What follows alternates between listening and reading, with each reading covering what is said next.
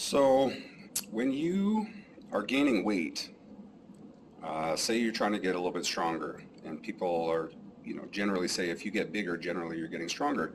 Why is that? So if you think there's three major ways that we could increase the force output of an individual. One of them is to increase neural drive to the area, more effective contraction of that muscle.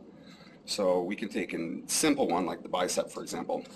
Say we have a muscle and it's at its baseline, right? It is whatever size it is. The fascia is as developed as it's going to be at baseline pre-training, and the fluid balance is at homeostasis. Like you are basically not putting any mechanical load through that area in order to cause a physiological adaptation in the area. So what happens when you start to train a muscle or a movement? Basically what you're doing is you're teaching the central nervous system to contract or fire a specific motor pattern in a specific way. So the first way that you can get stronger is to become more efficient in your recruitment of that muscle. So central processing is a big one. And there's a few ways that you can do that, but number one is going to be practice. Practice makes perfect. Just like playing the piano. Like if you grease that groove and if you play, chop suey over and over, you will get better and better at it. Or I don't know piano songs, but generally greasing the groove and becoming more efficient at that motor pattern. That's the first way you can get stronger. The second way you can get stronger is development of hypertrophy. So basically what happens when you introduce mechanical stimulus to an area, the muscle will react to this mechanical stimulus by increasing its capability to hold glycogen. Also, the muscle will generally grow larger. And on a histological level, I do not actually know what is happening inside the muscle. I know we do not grow new muscle fibers. I just know the fibers we get become more swollen, larger, and they store more glycogen in order to output more force in the future, right? So you put a mechanical stress through the area, you grease that motor pattern, you flex the muscle repeatedly for a certain period of time, and then you give it some rest and some food for recovery, and then you experience what's called hypertrophy. So that's another way by which we can increase the strength and size of a muscle. You don't necessarily need to get bigger in order to get stronger. Remember too that motor pattern groove greasing is critical. You have to become more and more efficient at a movement. Doesn't necessarily mean you have to get bigger to get stronger, but generally speaking, the bigger you get, the stronger you'll get. So now the next way I'm going to describe that you will get stronger from adaptation to mechanical stress is going to be, again, imagine, so people talk about fascia a lot. So fascia, what is fascia?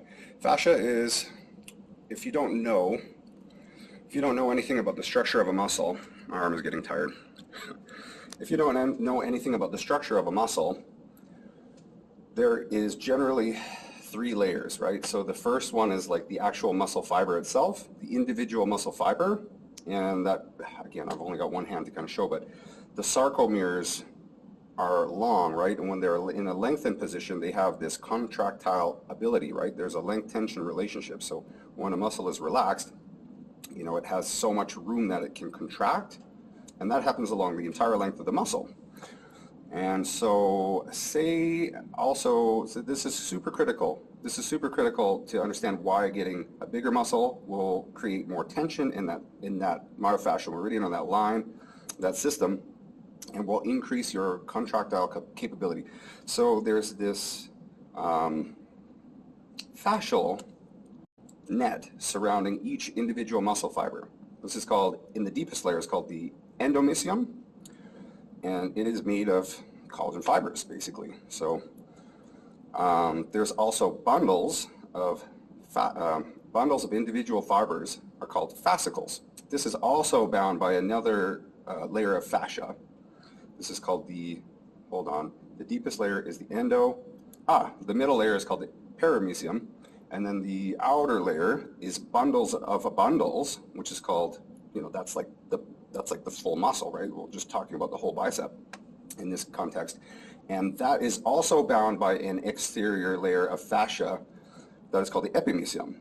And so if we look at the proximal portion of, say, biceps brachii runs all the way up the humerus and inserts inside the glenohumeral, basically on the top of the glenohumeral joint, and attaches to what's called the labrum. And at the distal end, close to the forearm, like near your radius, there's something called a basipital aponeuroses. And so when you're basically putting mechanical load through an area of the body and causing hypertrophy, these muscle fibers will expand inside of the fascia.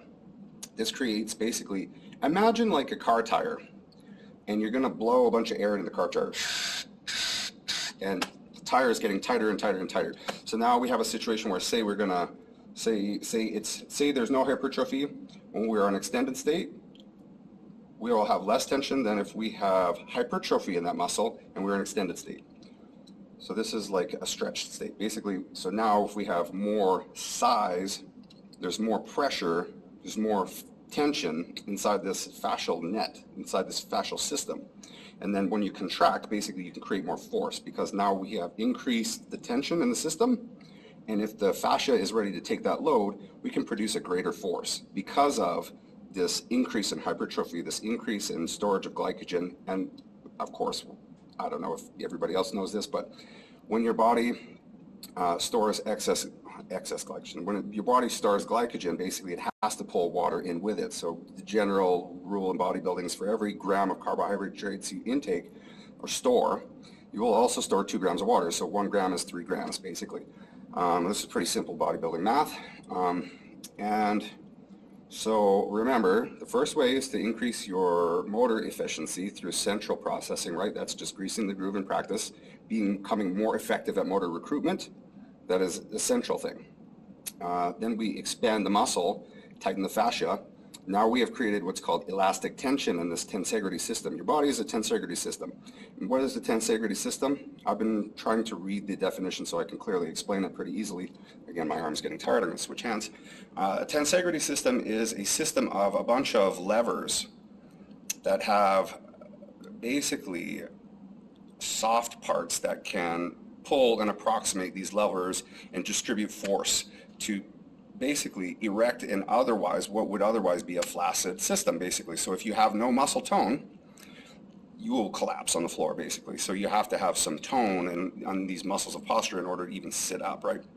So we can increase neural drive, become more efficient at contraction and recruitment, because when you recruit a muscle and you're not effective at it, like you don't have a lot of practice, you'll be poor at recruiting it. It's very, very common to, like, so say you go in for the physio and the physio's like, I want you to work glute med because your glute med is really weak.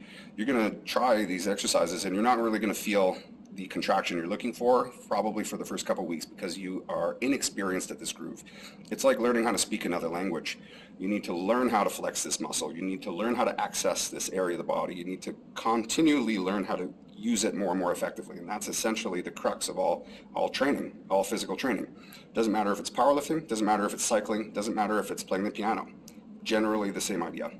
So in the context of power training, we want to experience hypertrophy. We also want to put mechanical stress through a line of fascia in order to prompt the body to lay down more collagen. Basically, what happens when we put mechanical stress through an area is the body will send fibroblasts to areas of microtrauma, and that prompts this process where these fibroblasts will lay down more collagen, reinforcing the area, so you'll get thicker tendons, thicker connective tissue.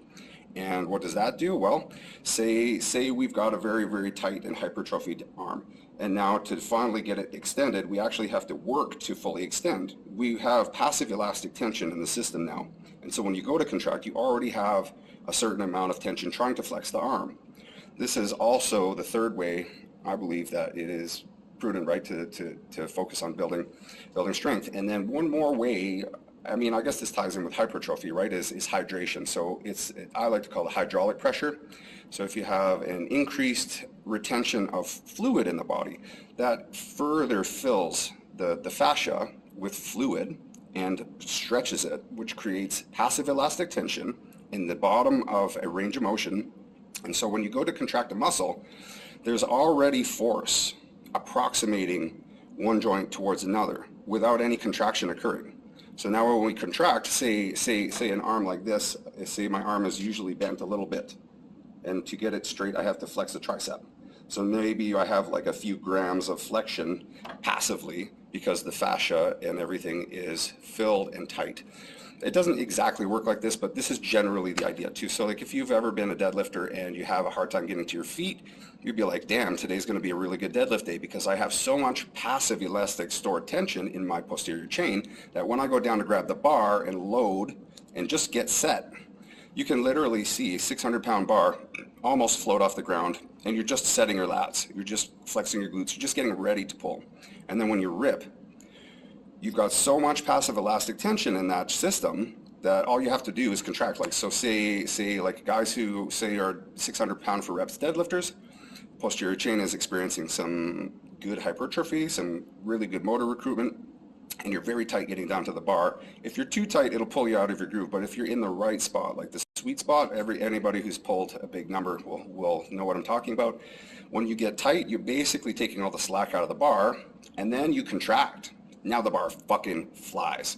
So what are the 3 ways we get stronger? One of them, increasing your mind-muscle connection and increasing your efficiency at recruiting a muscle.